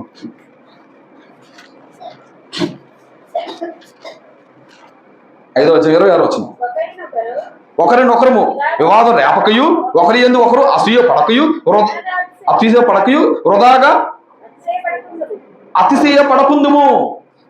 ఒకరి యందు ఒకరు చేయకూడదు. 4వ పని ఏంటంట? అతిశయ పడకూడదంట. అతిశయం అన్నది వృధా. ఎవడో అతిశయ పడతా, అది వృధా, వేస్తారా? దానివల్ల ఎలాంటి ఉపయోగం లేదు. అతిశయ పడడం వల్ల ఎలాంటి ఉపయోగం లేదు. సంఘంలో ఎవరి మీద కూడా మనకు అసూయ ఉండకూడదు, అసూయ పడకూడదు. పాస్టర్ గారు విశ్వాసాల కంటే గొప్ప అసూయ పడకూడదు. పాస్టర్ గారికి ఉపయోగం ఉండదు. సంఘ పెద్దలు విశ్వాసాల కంటే మేము గొప్పలు, మమ్మల్ని పైనెట్టాడని వీళ్ళు అతిశయ పడకూడదు. దానివల్ల ఉపయోగం ఉండదు. ఎవరి మీద ఏం చేయకూడదు? అతిశయ పడకూడదు. అతిశయ పడకూడదు. ఎవరి ఎందుకు మనం మనంతా దేవుని పిల్లలు. మళ్ళీ మనకు అసూయేటి, అతిశయం ఏంటన్నా? నేను గొప్ప అంటే నేను గొప్ప, నేను గొప్ప అంటే నేను గొప్ప. ఎవడు గొప్ప కాదు, మనందరూ ఎవరు? దేవుని పిల్లలు. ఏదో మాట్లాడుతున్నాం, నేను పాస్టర్ను, వాళ్ళ పెద్దలు, మీరు విశ్వాసులు. మామూలుగా అందరూ దేవుడికి ఎవరు? అందరూ దేవుని పిల్లలే. సంఘం అంటూ ఒకటి ఏర్పడదు కనుక సంఘంలో ఎవరు పనాలు కనుక ఎవరు బాధ్యతలు చేస్తున్నారు. ఎవరు బాధ్యతలు చేసినా దేవుడికి మాత్రం మనకు ఎవరు? పిల్లలు, దేవుని పిల్లలు. మనలో మనకు ఎవడో ఏం చేయకూడదు? అతిశయ పడకూడదు. నేను కింగు, నేను తోపు, నేను పుడింగును, నాకు అది ఉంది, నాకు అది ఉంది. అసలు మనం అతిశయ పడకూడదు అంట. అతిశయ పడకూడదు అంట. అతిశయం కోసం బైబిల్ 2 విషయాలు చెప్తుందండి. అతిశయం కోసం బైబిల్ 2 విషయాలు చెప్తుంది. అతిశయం అంటే వృధా అంట. అతిశయం ఏంటి? వృధా అంట. 2వది చెప్పిన అతిశయం అనేది చెడ్డదంట. ఎక్కడ రాసిన పత్రిక? అతిశయం అనేది వృధా అని గలతీయుల రాసిన పత్రిక 5:26లో ఉంది. వృధా, అది వేస్ట్. రెండోది ఏంటి? అతిశయం అన్నది చెడ్డదంట. అతిశయం అన్నది చెడ్డదంట. యాకోబు రాసిన పత్రిక 4:16. యాకోబు రాసిన పత్రిక 4:16. అందరూ నన్ను తినేడు. 4:16. ఎప్పుడైతే మీరు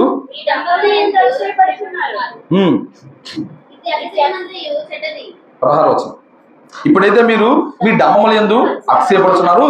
ఇట్టి అతిశయం అంతయు, అతిశయం అన్నది చెడ్డదంట. అతిశయం అంటే వృధా అంట. వృధా అయిపోయే దాని కొరకు, చెడ్డదాని కొరకు మనం ఏం చేయకూడదు? అతిశయపడకూడదు.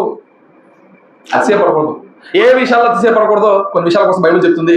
ఇర్మియా గ్రంథము 9వ అధ్యాయం, 23వ వచనం.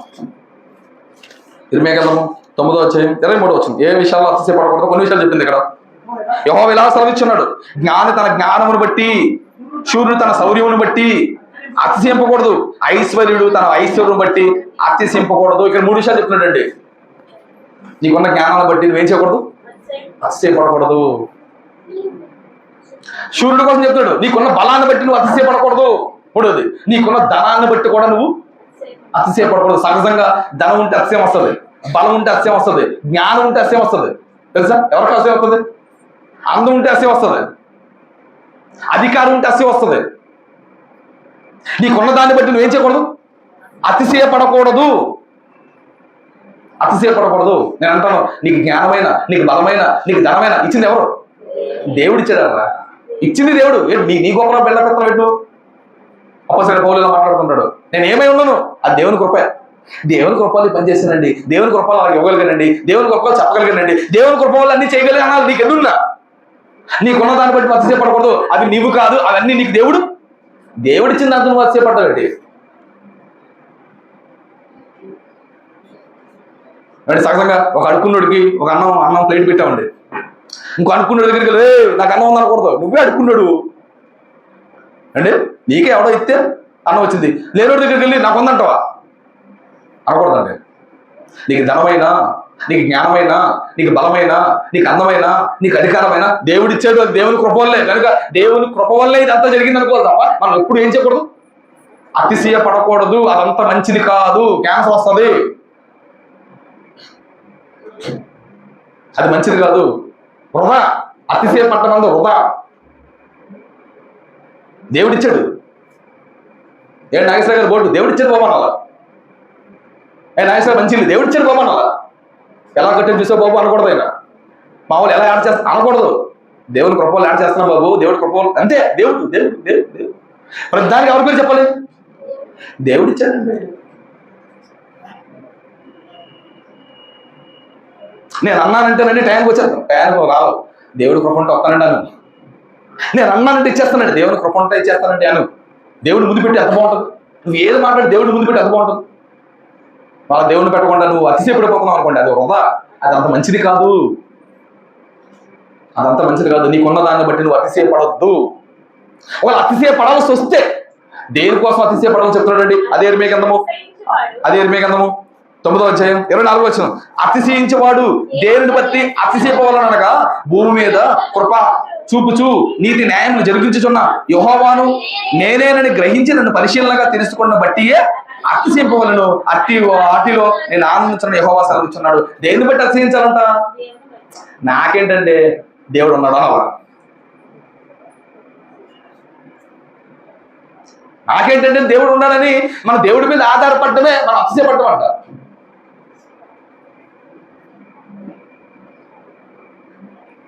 నీకు బంగారం ఉన్న అతిశయపడవద్దు, నీకు అందం ఉన్న అతిశయపడద్దు, నీకు అధికారం ఉన్న అతిశయపడద్దు, నీకు జ్ఞానం ఉన్న అతిశయపడద్దు. వనాసం మాట చెప్పి నాకు దేవుడు ఉన్నాడు అంటే ఎంత బాగుంటుంది. నాకు దేవుడు అతిశయపడాలి. దేని మీద అతిశయపడకూడదు, ఎవరి మీద అతిశయపడకూడదు, దేనిని బట్టి అతిశయపడకూడదు, ఎవరిని బట్టి కూడా మనం ఖచ్చితంగా అతిశయపడకూడదు. సహోదరుల మధ్య సహవాసంలో మన సహోదరుల మధ్య మనకు ఉండకూడదు అంటే అతిశయం అన్నది అంత మంచిది కాదు. దేవుడికి జ్ఞానం ఇచ్చారు, సూపర్, చెప్పు చక్కగా. దేవుడికి మంచి గానం ఇచ్చారు, వయసు ఇచ్చారు, పాడు, సూపర్. నువ్వు బాగా ప్రార్థన చేయగలవా? పాడు, ప్రార్థన చేయ, సూపర్.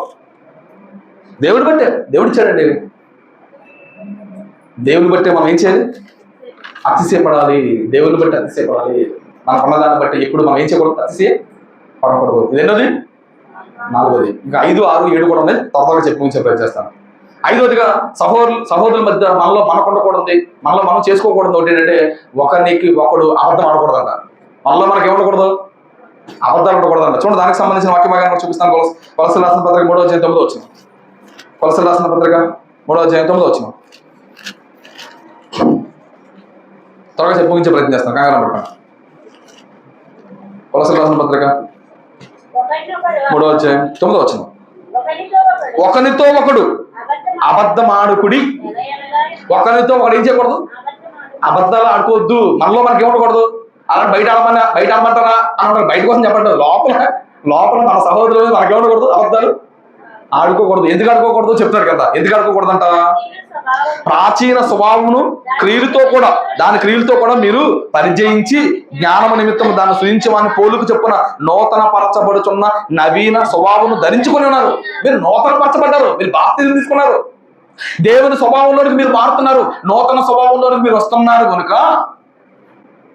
మీరు ఒకరితో ఒకరు ఏమనుకోకూడదు, అబద్ధాలు ఆడుకోకూడదు.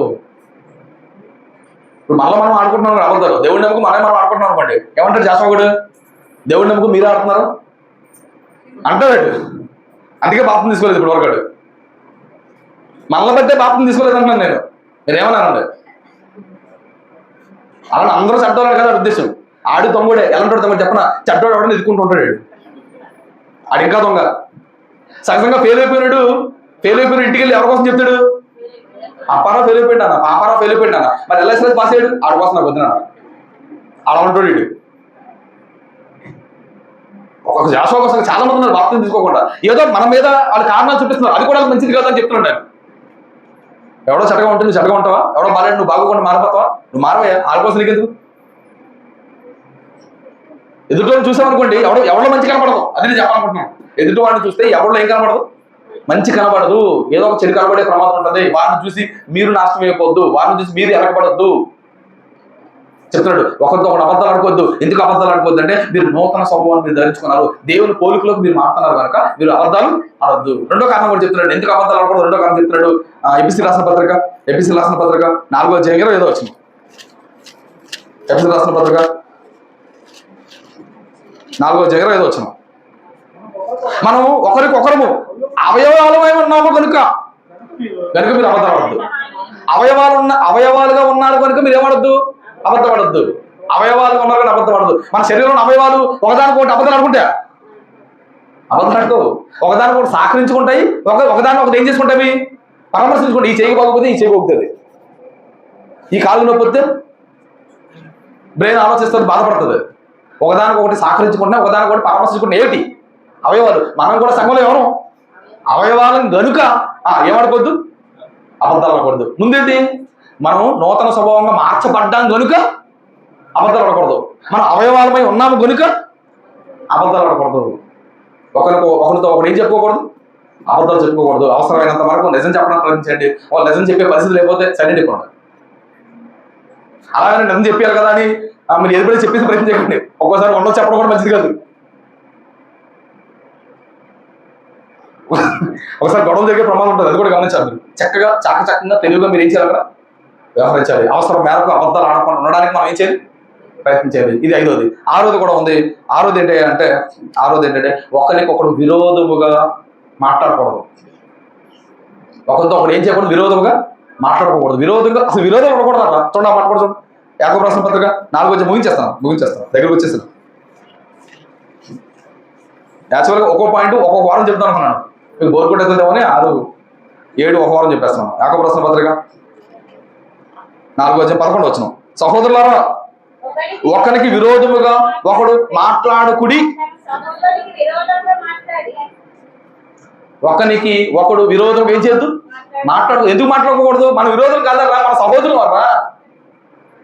విరోధంగా ఎవరితో మాట్లాడాలి, విరోధంతో మాట్లాడాలి. మనం ఎవరు విరోధమా, మన సహోదరులు.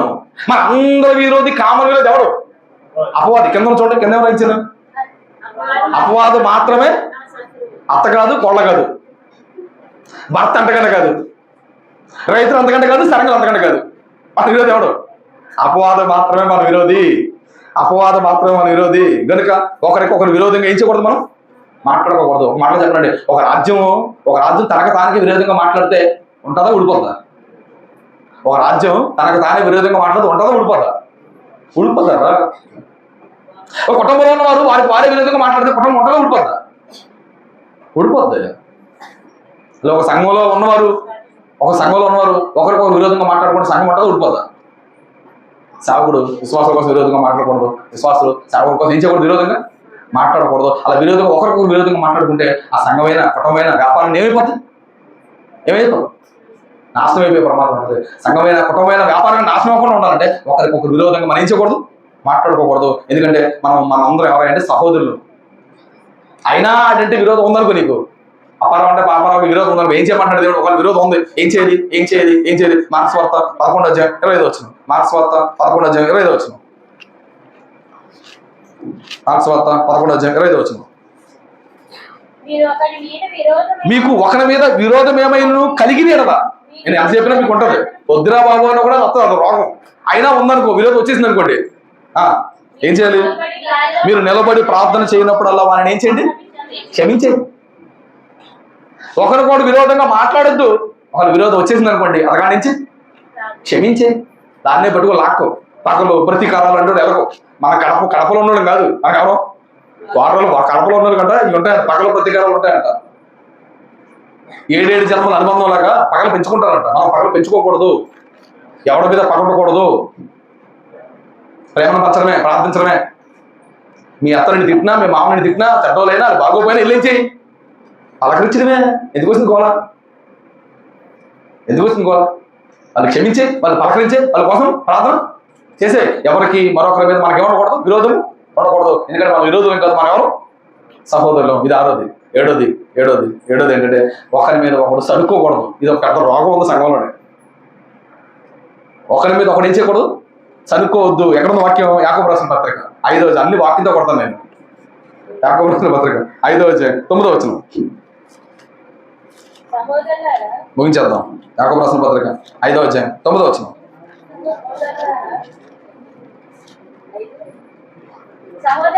5వ అధ్యాయం 9వ వచనం. సహోదరులారా,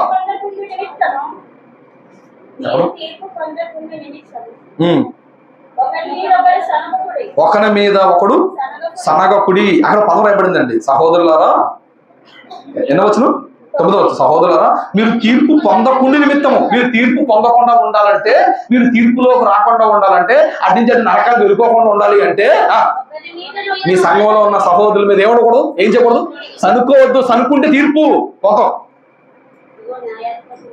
నేనంటాను, నువ్వు పెద్ద పాపాలు చేయాల్సిన అవసరం లేదు, పక్కోడి కోసం సనుక్కుంటే పోతావు. ఏంటి ఎంత పొద్దుకి ఇంటర్వ్యూ చేసినట్టు ఉంటుంది ఎవరు? నువ్వు దేవుని కోసం ఎన్ని పనులు చేసినా, దేవుని కోసం ఎన్ని కార్యక్రమాలు చేసినా, ప్రతి ఆదివారం ప్రార్థనకు వచ్చినా, పాటలు పాడినా, ప్రసంగాలు చేసినా, ప్రార్థన చేసినా, ఎన్ని చేసినా పక్కోడి కోసం సనుక్కుంటే పోతావు. ఆ కర్మ విడిచిపెట్టండి. ముందు చెప్పండి, ఆ కుక్క అలా వరుగుతూ ఉంటుంది. ఆ కుక్కను మీరు ఏం చేయద్దు, పట్టించుకోవద్దు. ఎందుకు ఆ పక్కోడు మనం పట్టించుకోడు? కుక్క అనుకుంటారా? మీరు సింహాలు అనుకుంటారా? నీతి మొదలు ఎలా ఉండాలి? సింహం వల్ల ధైర్యంగా ఉండాలి. ఎవడో వాళ్ళ మీద కంగారు పడతాం అంటాను. సనుక్కోవద్దు. సనుక్కుంటే నువ్వు తీర్పులోకి వస్తావు.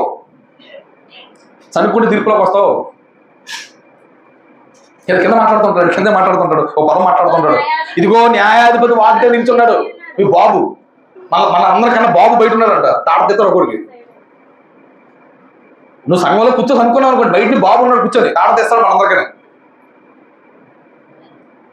నువ్వు చదువుకున్నాడు నేను చేయకపోవచ్చు, నా మీద చదువుకుంటే నేనేం చేయకపోవచ్చు, నీ మీద చదువుకుని నువ్వేం చేయకపోవచ్చు. మన ఇద్దరు బాబు బయట ఉన్నాడు, తాడతెస్తాడు చదివేవాడిని,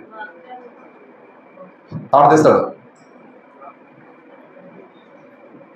సనగడం అంత మంచిది కాదు, చదువుకోవడం అంత మంచిది కాదు. సంఘంలో సనగడం వల్ల సంఘానికి కూడా చాలా అర్థం జరుగుతుంది కదా.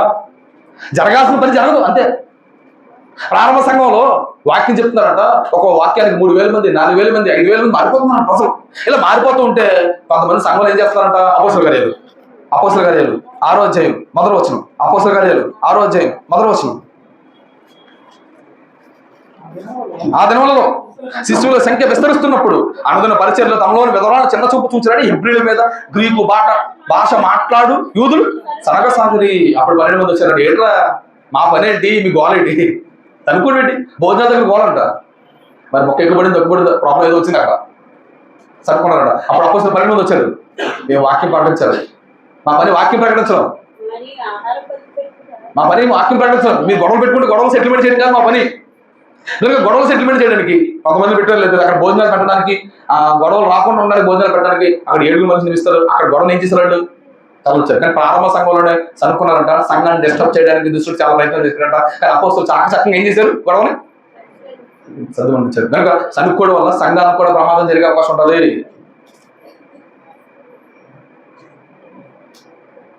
సనుక్కోవడం వల్ల సంఘానికి కూడా చాలా ప్రమాదం ఉంటుంది. సంఘస్థులతో చెప్తున్నాడు, సంఘస్థుల్లో సనుక్కోకండి. సనుక్కుంటే ఏం జరిగిందో తెలుసా? కొరింథీయులకు రాసిన మొదటి పత్రిక 10వ అధ్యాయం 10వ వచనం.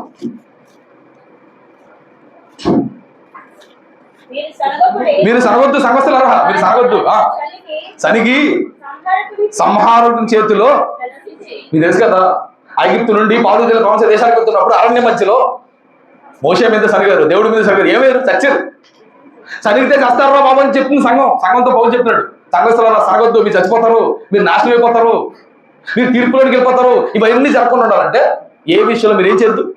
సనగొద్దు, సనుక్కోవద్దు. ఏదైనా వచ్చి మాట్లాడండి, ఏదైనా వచ్చి ఉంటే చక్కగా చెప్పండి. వాళ్ళ ఎలా చేసిన దేవుని పనే, ఎవరు చేసిన దేవుని పనే అనుకో పోనండి. ఎందుకు సనుకోడు? ఎందుకు సనుకోడు?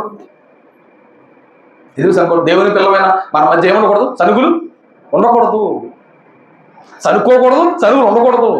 ఇదే విషయాన్ని పిలిపిలికి చెప్తుంటానండి. పిలిపిలికి ఏం చెప్తున్నా చూడండి, ముగిస్తా చివరిగా. పిలిపి సంఘస్థులతో మాట్లాడుతున్నాను. పిలిపి పత్రిక 2వ అధ్యాయం 14-15 వచనం.